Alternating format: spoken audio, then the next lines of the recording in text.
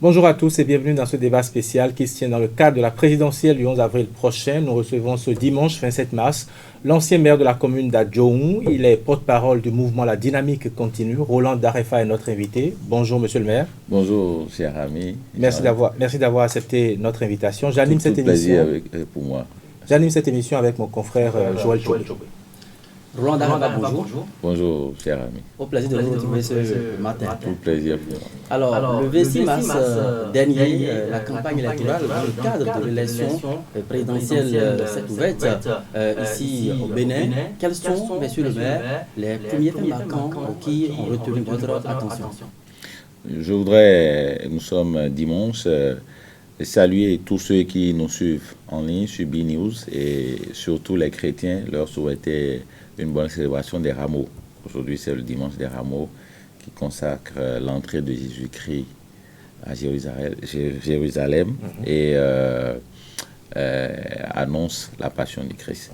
Voilà, pour nous les croyants, c'est important de faire cette clarification avant que de continuer. Donc, conformément au calendrier électoral en cours et qui a été communiqué par la Sénat depuis le 11 janvier 2021 et qui suit inexorablement son cours, la campagne électorale pour la présidentielle du 11 avril 2021 a été lancée le vendredi passé, vendredi 26 mars, et il faut, pour ma part, pour l'acteur politique que je suis, vous avez demandé ce qui m'a marqué particulièrement, c'est le ton, le là que le candidat président Patrice Talon a donné à cette campagne-là, qui, il faut retenir, s'est déroulée en deux étapes majeures. D'abord en matinée, la rencontre avec les étudiants des universités, aussi bien publiques que privées du Bénin, avec la présence notable et remarquable de nombre de personnalités, et où on a retrouvé un candidat président très décontracté, sans langue de bois, et qui a échangé avec la jeunesse. D'abord, il a fait un exposé sur les acquis, les réalisations pendant les 5 ans, le quinquennat finissant. Et ensuite, il a partagé avec la jeunesse ses ambitions, le programme d'action du gouvernement pour 2021-2026. Ça, c'est le premier fait marquant. Le même exercice, qui est le deuxième fait marquant, a été fait de l'autre côté du stade René Pleven, et dans l'après-midi de ce même vendredi, où les populations de la 15e circonscription électorale sont sorties massivement pour aller à la rencontre du président à qui 5 ans jadis ils avaient donné mandat pour changer leur quotidien, pour changer leur mieux-être. Donc c'est ce que moi je retiens qui caractérise le lancement de la campagne pour ce qui est de la première journée, puisque ça va suivre. Nous avons 15 jours et ça va s'étendre du 26 au 9 avril. Alors, je rappelle que vous êtes un membre actif de l'association La Dynamique Continue, donc une association qui par ailleurs excelle dans le domaine du développement, également apporte un soutien franc au duo candidat Patrice Talon, Mariam Chabi Talata. Alors dites-nous, c'est ce double événement du vendredi, est-ce que vous avez eu l'impression que Patrice Talon a servi du neuf, du nouveau au Bénin? C'est pas forcément servi du neuf, du nouveau, puisque dans tout ce que nous faisons, que ce soit en politique qu'ailleurs, on ne va jamais réinventer la roue. Mais on a senti que Patrice Talon y a mis sa touche. Vous voyez, ailleurs, ou dans un passé récent, quand on dit qu'on veut lancer une campagne électorale, c'est beaucoup plus l'aspect foule qui est prisé. Vous voyez, donc le chef de l'État met des bâches, descend dans les marchés ou organise des activités folkloriques. Mais ici, on constate que c'est plus structuré. On constate qu'il y a eu une envie d'échanger, il y a une envie de discuter, et il a mis un point d'honneur sur la jeunesse. La jeunesse qui, il faut le préciser, La jeunesse, quand on parle d'élection, la jeunesse qui vote, qui a entre 18 ans et 35 ans, représente 65% de l'électorat. Vous voyez, donc ceci l'a motivé à accorder cette considération-là, à cette couche-là, et à échanger sans langue de bois avec eux. Donc c'est ça touche. Maintenant, après, dans le détail, dans l'organisation, bon, c'est peut-être des choses qu'on voyait, mais ici encore, il faut préciser qu'il y a eu plus de finesse. En répondant à la question de Joël tout à l'heure, vous avez dit que les populations sont sorties massivement. Oui. Ce n'est pas faux. On l'a remarqué au Palais des Congrès. On l'a remarqué également au stade René Pleven. Qu'est-ce qui motive aujourd'hui les populations? Répondez à la question, je vous dirai pourquoi tout à l'heure. Qu'est-ce qui motive les populations? Aujourd'hui, les populations à sortir aussi massivement. Bon, déjà, c'est le premier jour de la campagne. Ensuite, les populations ont pris du plaisir, ayant appris que le numéro 1 d'entre nous vient ou va échanger avec les gens. Donc, elles ont accordé beaucoup plus de crédit, d'attention, parce que le chef de l'État a mis les 5 ans à beaucoup plus travailler. Il s'est consacré sur le travail. Il n'a pas fait du rodéo, on ne le voyait pas à tous les coins de rue, on ne le voyait pas à toutes les messes d'action de grâce et tout ça. Donc, le mythe est resté. Le mythe est resté. Et donc, les populations ont pris beaucoup de plaisir à aller à la rencontre de leurs chefs. Je pose Ensuite, c'est toujours bien lorsque c'est le chef même qui vient échanger avec sa base. Vous voyez, donc ce n'est pas qu'il a envoyé quelqu'un. Donc en sortant de moi, je me dis, j'irai écouter de vive voix le chef de l'État. Voilà. Je pose la question parce que sur un plateau précédent, il s'est posé le problème de la circulation de l'argent pendant la période électorale. Oui. On s'est dit que pendant cette période électorale, également, beaucoup d'argent circule. Vous êtes acteur politique. Comment est-ce qu'on arrive à mobiliser les populations autour de son projet sans argent aujourd'hui par les temps qui courent? Vous êtes dans le pays avec nous et vous avez remarqué que depuis 5 ans, il y a beaucoup de réformes. Et en autres réformes aujourd'hui, on est en train d'assister à la disparition progressive de l'argent, de la politique, de la mobilisation.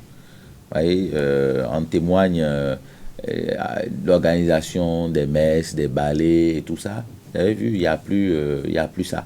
Et aujourd'hui, les ministres, les responsables à divers niveaux étatiques sont restés concentrés sur leurs objectifs. Et chaque fois, quand la population apprend que telle personne arrive, c'est déjà une curiosité. Ensuite, c'est tout à fait naturel qu'ayant appris qu'un tel responsable à tel niveau arrive, qu'elle saute naturellement et spontanément pour ne pas. Parce que dans la chaîne du reporting speech de l'information, il y a beaucoup de dénaturalisation.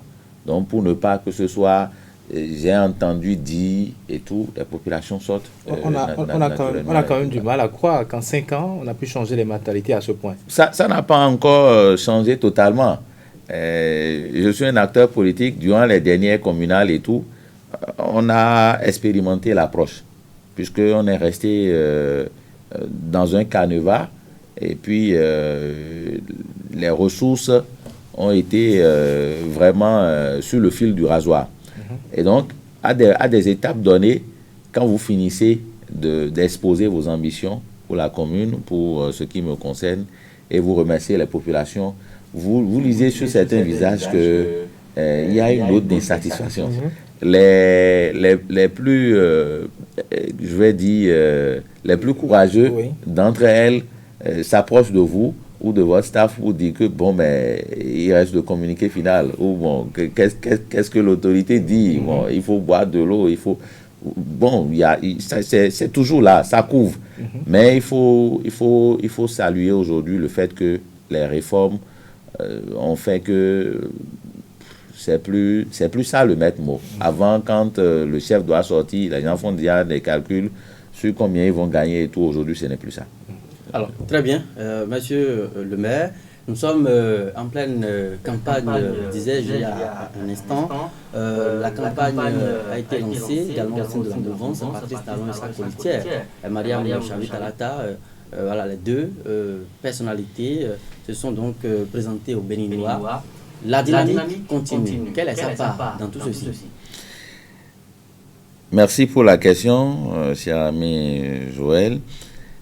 Il faut dire que tout ce qu'on fait en période de campagne pour une élection représente pour l'objectif visé, qui est de gagner approximativement 25 à 30%. Vous voyez tout ce qu'on va faire là maintenant, le marketing électoral, des échanges avec les populations sur le programme d'action, sur les ambitions pour le quinquennat 2021, tout ça, les caravanes, tout ça, ça représente 25% pour atteindre le succès, 25-30%.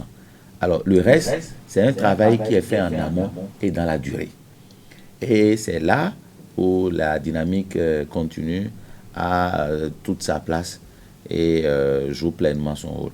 En effet, il faut dire que la dynamique continue est une association loi 1901, vous voyez, qui est composée de gens aussi diversifiés que variés.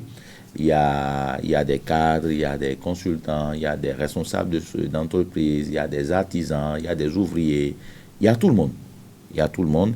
Et son objectif, c'est de fédérer ses sympathisants dans une démarche citoyenne pour le suivi des actions de développement. Vous voyez, et créé en tant que tel, nous-mêmes, nous sommes acteurs du développement. Nous sommes acteurs du développement et nous avons nos structures décentralisées, nos points focaux dans les 77 communes, dans les 546 arrondissements du pays, et qui sont aux aguets, qui sont à l'affût. Et dès lors que nous recevons des sollicitations de nos concitoyens qui sont en difficulté, dans la mesure de nos possibilités, nous volons spontanément à leur secours. J'en veux pour preuve, à la rentrée scolaire de l'année dernière, l'année scolaire 2020-2021, on a eu, par exemple, comme info qu'il y avait un brillant jeune homme dans l'Ouémé qui avait eu le CEP et qui ne pouvait plus aller au collège parce que papa est décédé, maman complètement sans moyens et tout. Et qu'est-ce qu'on a fait? On a rendu visite à la famille et on a inscrit l'enfant, on a fait le nécessaire pour les fournitures scolaires et autres. Et cet enfant a pu sauver son année. Il y a des endroits où des gens n'ont pas accès à l'eau potable, où dans la mesure de nos possibilités, on aide à forer. Récemment, le dernier exemple, c'est le 8 mars, la journée internationale des droits de la femme.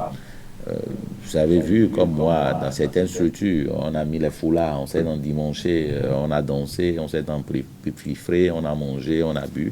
Mais nous, on a géré ça autrement. On a identifié des femmes, des braves femmes d'une de nos communes qui travaillent dans la transformation des produits agricoles. Elles transforment par exemple le manioc en gari, les régimes de palme en huile rouge et tout. Et nous avons inventorié, répertorié leurs besoins matériels, qui fait que elles ploient souvent sous le poids de ce travail-là. Et on a fait de l'acquisition matériel, on l'a donné. C'est pour vous dire que en même temps qu'on s'est engagé aux côtés des politiques pour suivre les projets, les programmes, comment ça se passe, nous-mêmes, on est dans l'opérationnel. Vous voyez?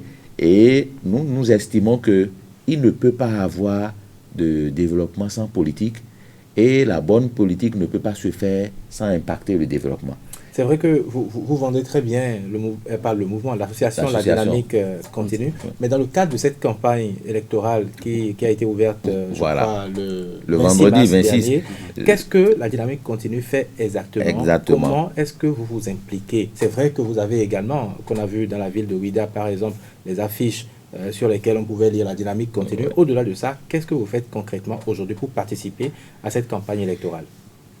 C'est ça que j'essaie de vous expliquer pour dire que la dynamique continue est allée très tôt dans l'antichambre de cette campagne électorale-là, en travaillant et en suscitant la candidature du chef de l'État, qui, il faut le dire, rien ne présageait de ce qu'il allait encore se mettre en lice.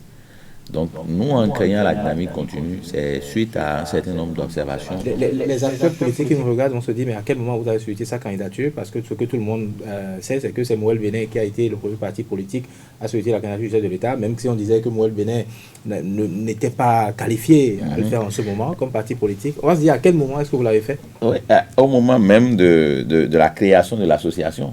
Et le nom de l'association est très évocateur. La dynamique continue. La dynamique en cours dans notre pays depuis 2016, il faut que ça continue, monsieur le chef de l'État. Et on a suscité à la base, avec nos points focaux, avec les populations, on a suscité leur adhésion à cette logique-là. Et quand vous suivez l'appel de Adjoum, quand le chef de l'État, au détour de sa tournée, il a dit le oui, la phrase est encore là, c'est pour poursuivre la dynamique, je m'y engage. Vous voyez, donc en fait... Vous pensez que c'est un clin d'œil qu'il faisait à l'association La Dynamique Continue, puisque vous étiez maire d'Adjoum également? Mais écoutez, aujourd'hui, même dans les messages phares de campagne, si vous observez sur les affiches et autres, il y a un thème de campagne qui est la dynamique continue. Et donc, ça, c'est nous, ça. Notre premier objectif a été... Au-delà du programme, le développement, ça y est. Voilà, il y a un thème de campagne qui est intitulé « Libellé, telle la dynamique continue ». Donc, nous, on avait commencé le travail un peu tôt. Et donc, vendredi, au Palais des Congrès, il y a nos adhérents, nos sympathisants qui sont arrivés d'un peu partout. Et nous avons participé à la mobilisation. Après ça, nous continuons. Nous avons, comme je vous l'ai dit, des points focaux dans les 77 communes, les 546 arrondissements. Ces points focaux sont nos relais au sein des populations. Et nous, notre approche entre autres, c'est d'organiser des meetings, d'organiser des rencontres d'échange, d'aller vers les associations de développement pour répertorier leurs besoins. Et pendant que nous y sommes, on fait un état des lieux entre ce qui était en 2016 et à quel niveau nous sommes aujourd'hui. Et c'est plus simple comme ça. C'est pourquoi je vous disais que la campagne et tout, c'est 25 à 30%. C'est ce que vous avez fait en amont pour avoir un noyau. Tout acteur politique doit avoir une base, doit avoir un noyau. Ce n'est pas pendant la campagne. La campagne, c'est 15 jours et c'est une période de marketing, d'une série d'opérations de charme pour ramener davantage les indécis. Mais sinon, à la base, il y a déjà une cagnotte là aujourd'hui dont on est sûr, et ceux-là, ils vont voter pour le duo Talon-Talata. Alors, Roland d'Arefa, à vous entendre, les 15 jours de campagne électorale, c'est juste 25 à 30% d'apport, voilà, estimatif pour la victoire ou non d'un candidat. Alors, est-ce qu'on doit s'attendre à ce qu'au soir de ce chaos, pour reprendre une expression vogue au sein de la mouvance actuellement, annoncée au profit de Patrice Talon, Madame Mariam Talata, que la dynamique continue, revendique tout au moins cette victoire? Puisque vous en êtes peut-être l'un des précurseurs à vous entendre. Oui, sans être prétentieux, on est l'un des précurseurs parce qu'autour du chef de l'État, il y a les blocs, il y a les partis politiques et puis il y a d'autres mouvements. Les partis alliés. Il y a voilà, les sympathisants. Et donc, au soir du 11 avril, c'est tout naturellement que nous allons jubiler aux côtés du duo Talon-Talata et des autres partis et mouvements qui aussi vont faire leur apport. Parce qu'en politique, il n'y a que deux modes opératoires qui vaillent. C'est l'addition et la multiplication. Et une seule hirondelle ne fait pas le printemps. Très bien. Il nous reste environ une dizaine de minutes sur cette émission. Parlons maintenant de ce qui a été présenté le vendredi dernier au Palais des Congrès de Cotonou, le programme TT 21-26, le programme Patrice Talon-Talata 2021-2026. Au nom des... On ne va pas rester sur tout le programme, on va choisir quelques points clés et nous aurons votre analyse là-dessus. Au nombre des réformes politiques, par exemple, il y a l'amélioration de la gouvernance locale. Vous, qui avez été ancien maire, quel diagnostic est-ce que vous pouvez poser aujourd'hui ou quel constat vous avez fait et qu'est-ce qu'on pourrait faire véritablement aujourd'hui? Qu'est-ce que le programme prévoit pour pouvoir corriger les choses? Alors, pour parler de la gouvernance locale, le constat était très amer. Et je pense que nous sommes dans la dynamique de continuer parce que le président Patrice Talon, à travers le PAG 1, parce que pour 2021-2026, il y aura le PAG 2, avait déjà posé le diagnostic et des approches de solutions ont commencé. Il faut dire qu'avant, quand un maire est élu, quand un maire est élu avant, il vient, il a 5 ans à faire, mais au bout des 5 ans, il recrute près de 50 personnes. Et c'est des recrutements fantaisistes. C'est pour contenter ses militants. Et à la fin, quand il s'en va, quand un autre maire arrive, il constate que sur les 50, il y a 45 chauffeurs. Alors que la mairie même n'a à peine 3 véhicules sur son parking. Donc, très tôt, le régime du président Talon a entrepris des réformes dans ce sens, qui a abouti sur la légifération au Parlement de la loi sur l'emploi et le statut des agents de l'État. Et donc, à partir de cet instant-là, tous les agents, même ceux des collectivités locales qui servent dans les mairies, qui étaient un peu en no man's land, sont considérés comme des fonctionnaires. Et des mesures conservatoires ont été prises au niveau des communes. Et depuis 2016, vous n'entendrez plus qu'un maire recruté. Ce n'est plus possible. Ensuite, dans la suite de 2021-2026, c'est qu'il y a des audits organisationnels qui sont en cours, qui vont aboutir et qui vont permettre de faire l'état des lieux et de situer des responsabilités. Vous voyez, parlons toujours de la gouvernance locale. Avant, quand un maire arrive, il forme ce qu'on appelle son cabinet. Et voilà, on contente les neveux, les beaux-frères et tout. Vous voyez, le maire, il est là, il a un DC, il a un DC adjoint, il a l'adjoint du DC. Actuellement, il n'y a plus de cabinet pour les maires? Actuellement, il y a des cabinets, mais c'est totalement revu, oui, c'est restreint.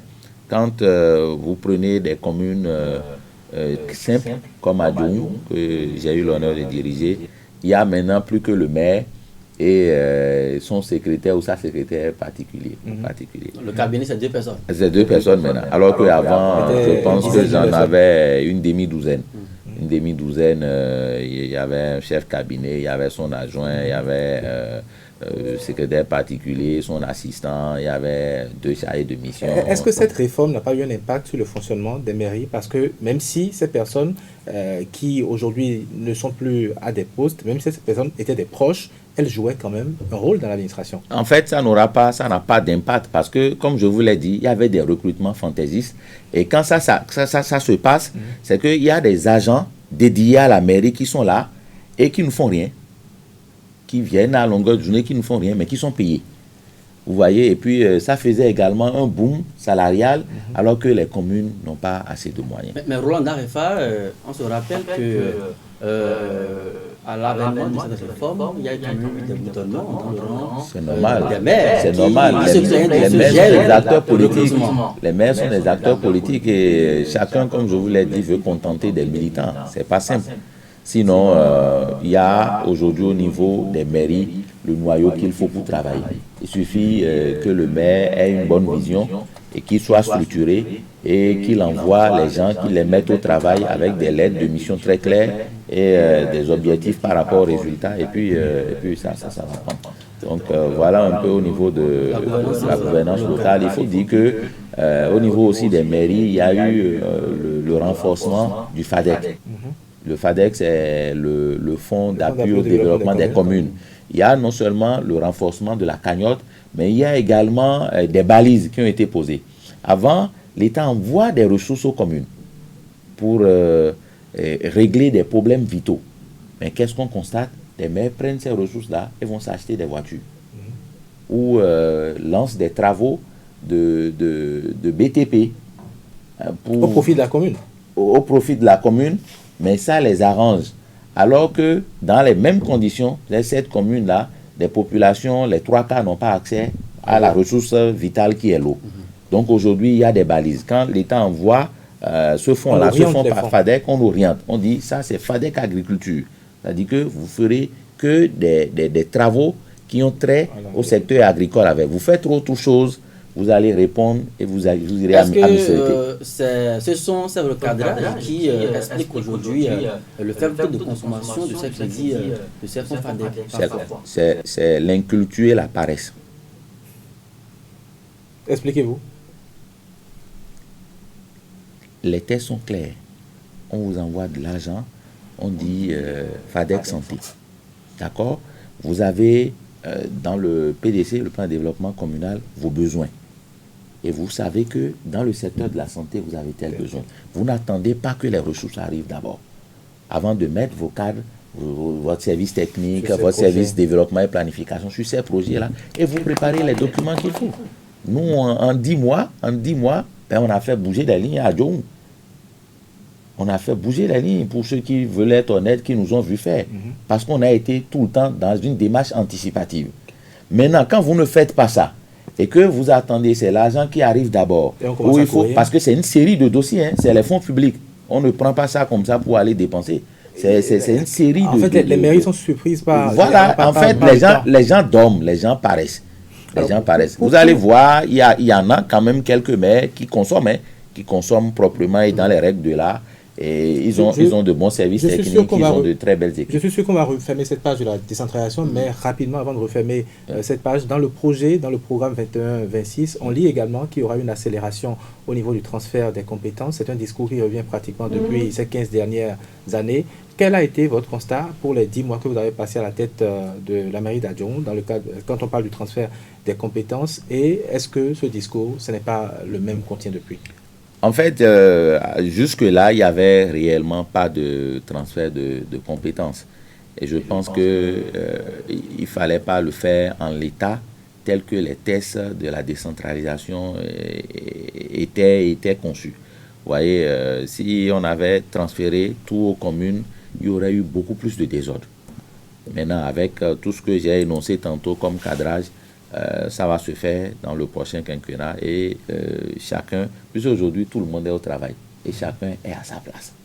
On a plus de respect pour le bien public. On a plus de respect lorsqu'on est envoyé, lorsqu'on vous assigne une mission d'autorité publique. Vous voyez, et quand c'est comme ça, je pense que les choses avancent et les choses évoluent convenablement. Très bien, nous allons cette fois-ci ouvrir le chapitre de l'éducation rapidement. Au détour donc de sa tournée courant novembre et janvier 2021, Patrice Talon a exprimé une profonde aversion pour l'attelage en termes d'éducation, d'offres éducatives actuellement donc au Bénin. Ça forme trop de chômeurs et ça crée trop de sous-emplois. Finalement, dans le programme TT 21-26, on prévoit la création d'une centaine d'écoles techniques et professionnelles. Alors, que dit la dynamique continue sur cette offre du duo Patrice Talon, Mariam Tchabi Talata? La dynamique continue salue en standing ovation même cette offre parce que c'est parti d'un constat. Jusque-là, qu'est-ce qui se faisait? Quand vous prenez l'enseignement secondaire, il y a 3% des apprenants que nous formons au Bénin, que le système forme, qui sont dans l'enseignement professionnel et technique. 3%. Et les 97% sont dans le général, dans l'enseignement secondaire. Ce que vous et nous avons fait là. Vous voyez? Alors, les 97% là, vont continuer leur chemin et aller à l'université tout en étant dans le général. Et quand ils vont finir, ils vont travailler où? Et pendant ce temps, on n'a que 3% qui, dès qu'ils sortent, sont opérationnels. Donc, dans le programme 2021-2026, le duo Talon-Talata a décidé de balayer et là, alors là, du revers de la main, ce fonctionnement-là, et d'inverser la tendance. Ça va être désormais 97%. C'est pourquoi il y a cette propension-là à faire beaucoup plus de lycées et d'écoles professionnelles, parce qu'il y aura 97% plutôt dans les lycées et structures professionnelles et 3% dans l'enseignement. Là, la volonté politique est clairement donc, affichée. Patrice Talon dans une démarche futuriste, volontariste.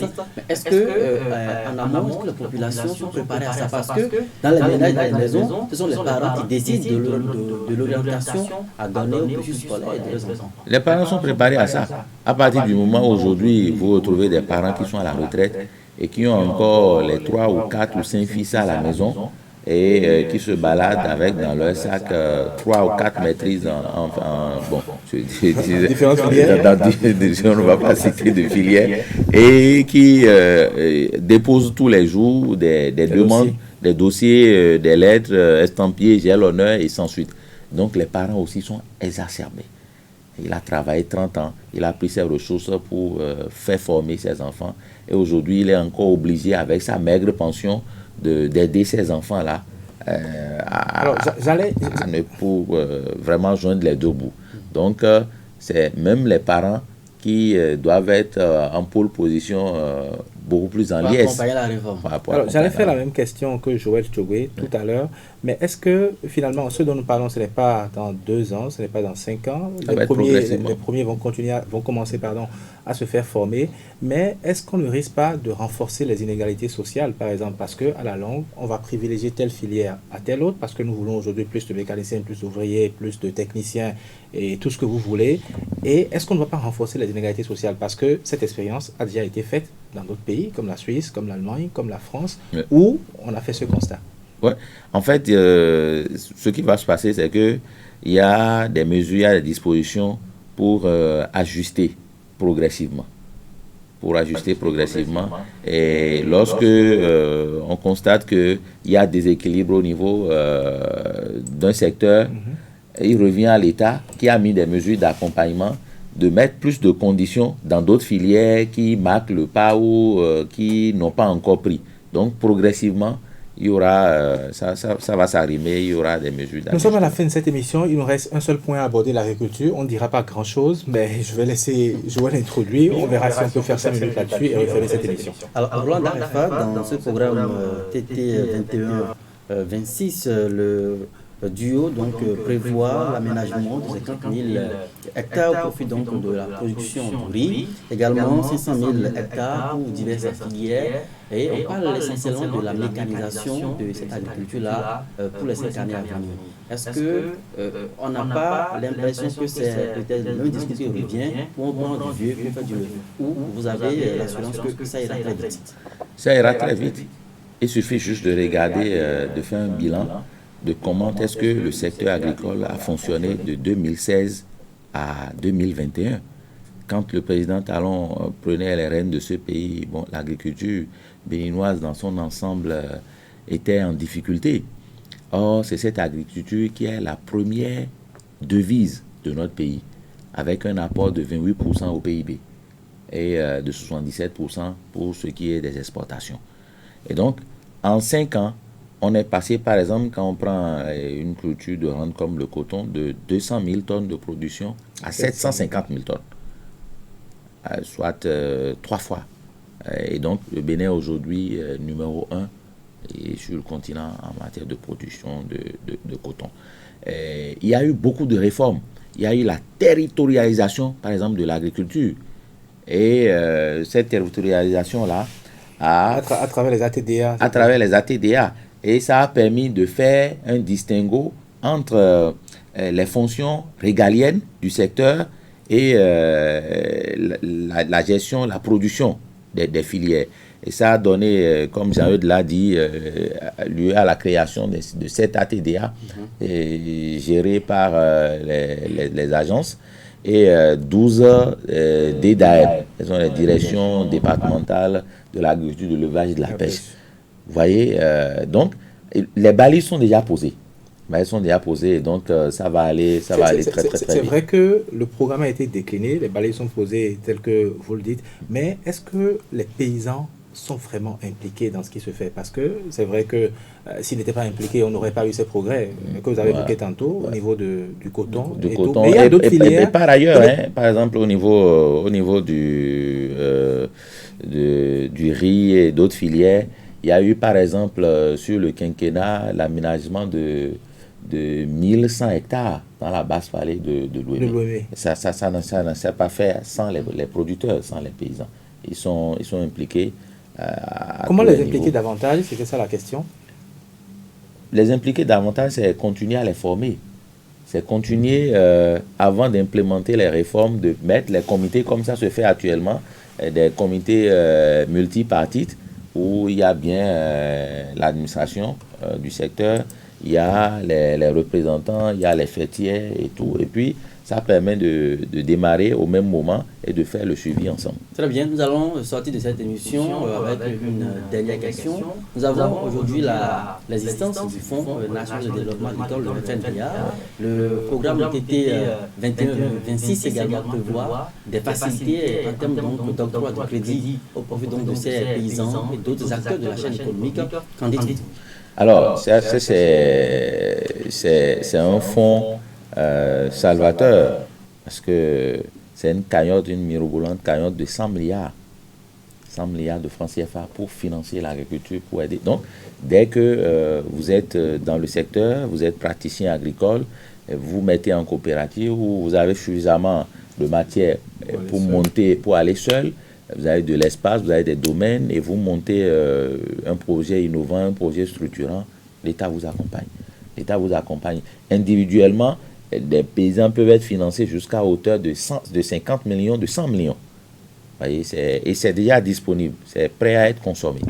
Donc c'est vraiment un projet il faut applaudir et accompagner et demander aux acteurs agricoles de saisir cette balle au bond. C'est une très bonne occasion, c'est une très bonne chose. Et donc les prochains jours que nous espérons radieux pour notre pays sont très prometteurs si on reste dans la logique de la dynamique qui doit forcément continuer. Très bien. Merci Roland Darefa. Je rappelle que vous êtes porte-parole de la Dynamique Continue, qui est une association 1901 et qui soutient le programme TT 2021-2026. Merci d'être passé sur ce plateau. Merci également à vous, Joël Tchobé, chers téléspectateurs.